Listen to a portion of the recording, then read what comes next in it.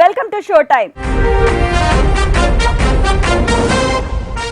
తమిళ Thalapathy Vijay pan India లెవెల్లో దూసుకెళ్తున్నాడు.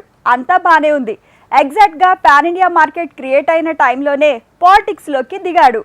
మొదటి నుంచి కూడా ఇక్కడ పవర్ స్టార్ ఎలానో కోలీవుడ్ లో దళపతి విజయ్ అలా అని పోల్చేవాళ్ళు. అచ్చంగా పొలిటికల్ స్టెప్ తీసుకోవడంలో కూడా విజయ్ ని పవన్ కళ్యాణ్ తో పోలుస్తున్నారు. ఇంతకీ ఈ తమిళ దళపతి కూడా సినిమాలకు గుడ్ బై చెప్పినట్టేనా? పాన్ ఇండియా లెవెల్లో తన పేరు మారుమోగే టైంలో మూవీలకు బ్రేక్ వేస్తాడా? ప్యారలల్ జర్నీ చేస్తాడా? కోలీవుడ్ స్టార్ దళపతి విజయ్ ఇప్పుడు సూర్య కార్తీని మించేలా టాలీవుడ్ లో కూడా మార్కెట్ క్రియేట్ చేసుకున్నాడు. తమిళ్, తెలుగు, మలయాళంలో క్రేజ్ సొంతం చేసుకున్నాడు. బీస్ట్, లియోతో పాన్ ఇండియా మీద అటాక్ చేసిన తను గోడ్తో నార్త్ లో కూడా జెండా పాతేలా ఉన్నాడు. ఒకప్పుడు విజయ్ అంటే టాలీవుడ్ లో కూడా లైట్ తీసుకునే పరిస్థితి ఉండేది. కానీ ఇప్పుడు బాలీవుడ్ లో కూడా లైట్ తీసుకోలేని స్థాయిలో దూసుకెళ్తున్నాడు. Tamil star Vijay present dual role వేస్తూ చేసిన movie GOAT greatest of all time గా తెరకెక్కుతున్న ఈ సినిమాలో 50 ఏళ్ల వ్యక్తిగా, టీనేజర్ గా ఇలా 2 పాత్రలతో పాన్ ఇండియా మార్కెట్ ని టార్గెట్ చేసిన విజయ్ అంతకుముందు లియోతో బాలీవుడ్ లో కూడా హిట్ మెట్టెక్కాడు. లియో కంటే ముందు వరకు బాలీవుడ్ లో తమిళ దళపతి విజయ్ అంటే కేవలం డబ్బింగ్ స్టార్. తన తమిళ హిట్స్ హిందీలో డబ్ వర్షన్ లో వచ్చేవి. యూట్యూబ్ వరకే పరిమితమైన తన క్రేజ్ తర్వాత నార్త్ లో పెరిగిందంటే అది లియోతోనే అనుకోవాలి. గోడ్ తర్వాత 2 సినిమాలకు కమిట్ అయిన విజయ్ ఈలోపే రాజకీయాల్లోకి వచ్చాడు. ఇక్కడ పవన్ లానే అక్కడ విజయ్ కి తమిళనాట యూత్ లో క్రేజ్ ఎక్కువ. సో సినిమాలు, పాలిటిక్స్ ప్యారలల్ గా ఇలా 2 రూట్లలో వెళ్తున్న తను తెలుగులో చేసిన స్ట్రైట్ మూవీ వారసుడు. తమిళ్, తెలుగు ఇలా ఒకేసారి 2 భాషల్లో చేసిన వారసుడితో టాలీవుడ్ మార్కెట్లో కూడా జెండా పాతాడు విజయ్. మొత్తానికి కెరీర్లో ఫస్ట్ టైం తను స్ట్రైట్ తెలుగు సినిమా చేయగలిగాడు. టాలీవుడ్ లో మార్కెట్ ని పదిలం చేసుకోగలిగాడు. నిజానికి డాక్టర్ మూవీతో ఫోకస్ అయిన నెల్సన్, దిలీప్, విజయ్ తో బీస్ట్ తీయగానే పాన్ ఇండియా హిట్ అన్నారు. ట్రైలర్ తో పాటు పాటలకి పాన్ ఇండియా లెవెల్లో గుర్తింపు దక్కింది.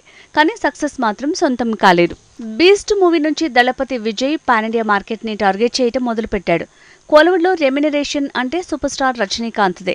తను 150 కోట్లు తీసుకుంటున్న టైంలో 100 నుంచి 200 కోట్లకు తన రెమ్యునరేషన్ పెంచిన విజయ్ రీసెంట్ గా 280 కోట్లు తీసుకుని ఓ సినిమా ఒప్పుకుని హిస్టరీ క్రియేట్ చేశాడు.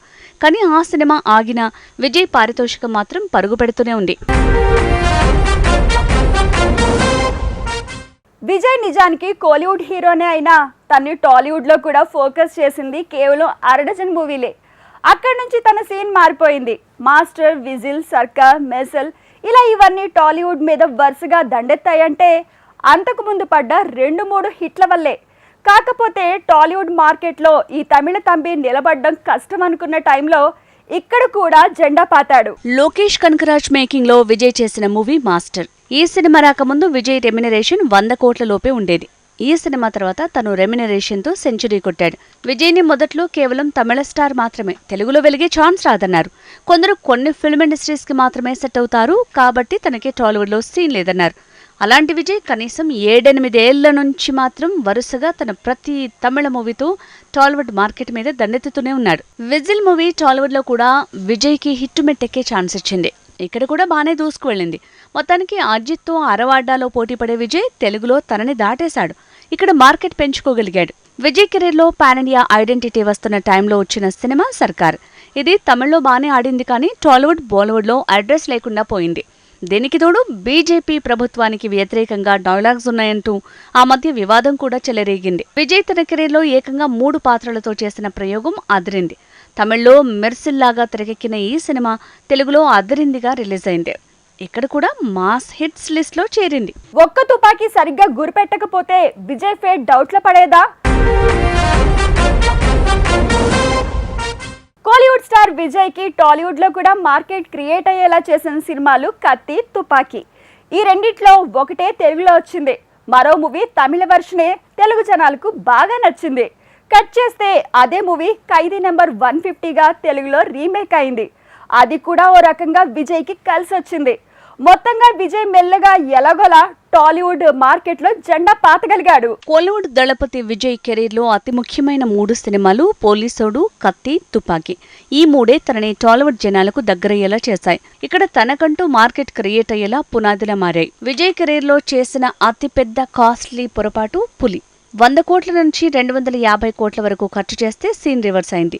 బాహుబలి టైంలో వచ్చిన ఈ సినిమా కోలీవుడ్కి బాహుబలి లాంటిదన్నారు.